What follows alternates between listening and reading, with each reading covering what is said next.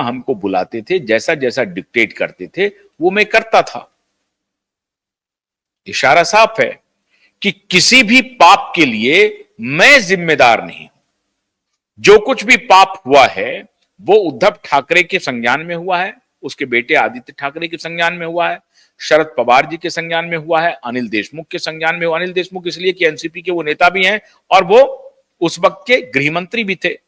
अनिल देशमुख, शरद पवार, उद्धव ठाकरे की देखरेख में जो कुछ भी काम हुआ है वो हुआ है, उस सबकी जानकारी उनको है। इसलिए जितने भी कुकर्म हुए हैं सबके वो जिम्मेदार वो हैं, मैं नहीं हूं। मैं तो एक सरकारी मुलाजिम हूं, मुझे जो हमारे आका कहेंगे वो मुझे करना पड़ा। ये पासिंग द बक है, जिम्मेदारी को दूसरे के माथे पर मढ़ना है। परमबीर सिंह वो काम कर रहे थे अभी तक और उसमें काफी हद तक उनको सफलता भी मिली और इसी को आधार बना करके वो भारतीय जनता पार्टी के करीब भी पहुंचे। भारतीय जनता पार्टी के एक नेता को उन्होंने समधी भी बनाया। अब एक तो प्रकार से वो समधी हो गए भारतीय जनता पार्टी के साथ, क्योंकि भारतीय जनता पार्टी के नेता को उन्होंने समधी बना लिया तो वो समधी हो गए। इन्होंने अपने बेटे की शादी बीजेपी के एक नागपुर के नेता के पुत्री से की है, अब ये समधी हो गए साहब, करीबी हो गए भारतीय जनता पार्टी के। फडणवीस जी नागपुर के, इनके समधी नागपुर के। रिश्ता ऐसा लगता है कि कुछ अच्छा ही है, कोई खराब नहीं है। मैं ये नहीं कह रहा हूं कि बहुत अच्छा है या खराब है, खैर अच्छा है या खराब है वो एक अलग विषय है। अब माननीय फडणवीस जी इनसे धीरे धीरे पाला झाड़ रहे हैं और पीछे हट रहे हैं फडणवीस साहब। उनको लग रहा है कि इसने हमको फंसाया है, लेकिन अब निकलने का वो रास्ता ढूंढ रहे। निकलने का रास्ता उन्हें बताने की जरूरत नहीं, वो पॉलिटिशियन हैं, वो सोच समझ करके इनको मदद कर रहे हैं। मैं पूरी जिम्मेदारी के साथ कह रहा हूं कि इस पूरे गैंग के साथ फडणवीस जी अन्यायपूर्ण व्यवहार कर रहे हैं, इनके साथ खड़े हैं और दिशा के पिता को न्याय नहीं मिल रहा है। खैर अभी इस विषय पर नहीं, अभी विषय का मूल यह है कि परमबीर ने एक दूसरा शिकार पकड़ लिया, जो शिकार अब खेत रहने वाला है, उनकी हालत खराब होने वाली है। वो है शैलेंद्र नगरकर। कैसे? शैलेंद्र नगरकर को किसने आदेश दिया, किसने कहा कि 30 अप्रैल को जो अदालत ने कहा है रिप्लाई फाइल करने के लिए, वो तुम फाइल कर दो, तुम्हारे सिग्नेचर से चले जाए और फिर बाद में तुम्हारे सिग्नेचर पर पब्लिक प्रोसिक्यूटर का भी सिग्नेचर होगा, लेकिन प्राथमिक सिग्नेटरी तुम ही बनोगे। तो शैलेंद्र नगरकर ने रिप्लाई बना लिया, रिप्लाई फाइल कर दिया, पब्लिक प्रोसिक्यूटर ने भी साइन कर दिया। लेकिन 2 जुलाई को जो हियरिंग हुई, उस हियरिंग पे शैलेंद्र नगरकर गायब हो गए, कहीं पता ही नहीं। और जो मुख्य पब्लिक प्रोसिक्यूटर थे जिन्होंने सिग्नेचर किया था रिप्लाई पर, वो भी गायब हो गए। तो कौन मिले वहां पर? कोई असिस्टेंट पब्लिक प्रोसिक्यूटर, वो कोर्ट में ब्रीफ कर रहे थे। अदालत ने जब पूछा कि शैलेंद्र नगरकर क्यों नहीं आए हैं, ये कौन है शैलेंद्र नगरकर, क्यों उन्होंने रिप्लाई दिया, और अगर उन्होंने रिप्लाई दिया तो वो आज कोर्ट में आए क्यों नहीं? असिस्टेंट पब्लिक प्रोसिक्यूटर जो एक लेडी हैं, उन्होंने कुछ भी नहीं कहा। उन्होंने कहा कि वो आज अनुपस्थित है। कोर्ट ने पूछा क्यों, तो उत्तर देने में असमर्थता जताई।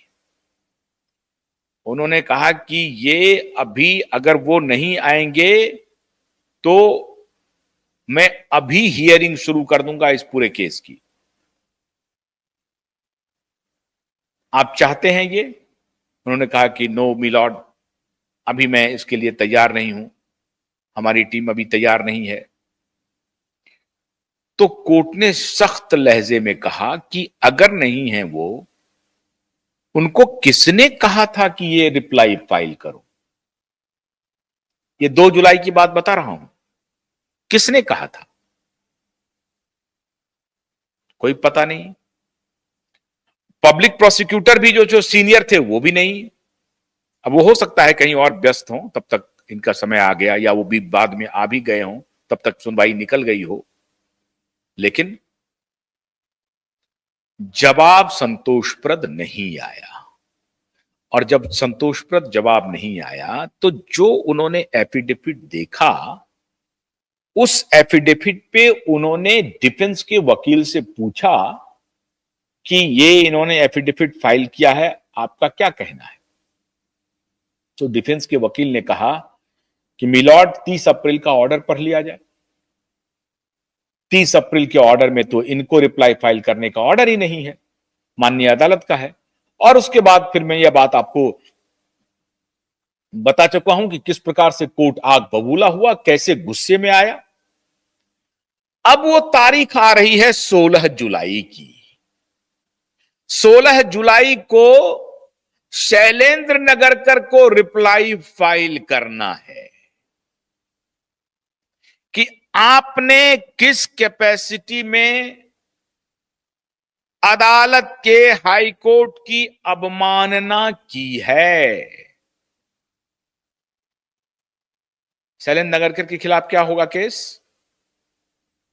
हाई कोर्ट के आदेश की अवमानना करना, अवहेलना करना, कंटेम्प्ट ऑफ कोर्ट। आप समझ रहे हैं? यह नहीं होगा कि क्यों किया, नहीं किया बाद में। Why you filed, who are you, आपने क्यों फाइल किया। यह कोर्ट के आदेश की अवहेलना है। फाइल करना था चीफ सेक्रेटरी को, डिप्टी चीफ सेक्रेटरी को, मुंबई के पुलिस कमिश्नर को, मिनिस्ट्री ऑफ होम को, सीबीआई को, नारकोटिक्स डिपार्टमेंट को। इन लोगों ने कोई रिप्लाई फाइल नहीं किया। ये शैलेंद्र नगरकर जो 3 में नहीं है 13 में है, इसलिए आगे, तो वो एसआईटी के मेंबर हैं, इसलिए उन्होंने फाइल कर दिया। कैसे फाइल करेंगे आप? तो आप ये जवाब देंगे कि नहीं, चूंकि मैं एसआईटी के का टीम मेंबर हूं इसलिए फाइल करूंगा। तो उस दिन क्यों नहीं जवाब दिया गया? ये नहीं दिया गया ना। अदालत अब इनसे यह पूछेगी कि एसआईटी के मेंबर होने के बाद आपने जो ये रिप्लाई फाइल किया है, ये रिप्लाई इस मुद्दे पर फाइल किया जा रहा है कि एफआईआर क्यों नहीं दर्ज हो रही है। और आपने एफआईआर नहीं दर्ज होने का जो आधार दिया है, वो कह रहे हैं कि हमने एक्सीडेंटल डेथ रिपोर्ट की छानबीन कर ली है और हमें इसमें कोई फाउल प्ले नहीं मिला है, इसीलिए हम फ्रेश एफआईआर दर्ज नहीं कर रहे हैं। फिर एसआईटी क्यों गठित हुई? एसआईटी ने एक्सीडेंटल डेथ रिपोर्ट को ही जांच का आधार क्यों बनाया? अदालत ने पूछा कि एसआईटी अगर जांच कर रही है, किस धारा में कर रही है? कौन सी धारा के तहत एसआईटी जांच कर रही है? और वो धारा कहां पर लगी है? हवा में, पाकिस्तान में लगी है। अगर वो धारा लगी होगी तो पेपर पर लगी